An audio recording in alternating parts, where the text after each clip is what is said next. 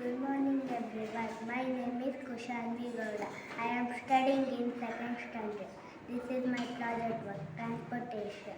Vehicles which are used to travel from one place to another. There are three types of transportation.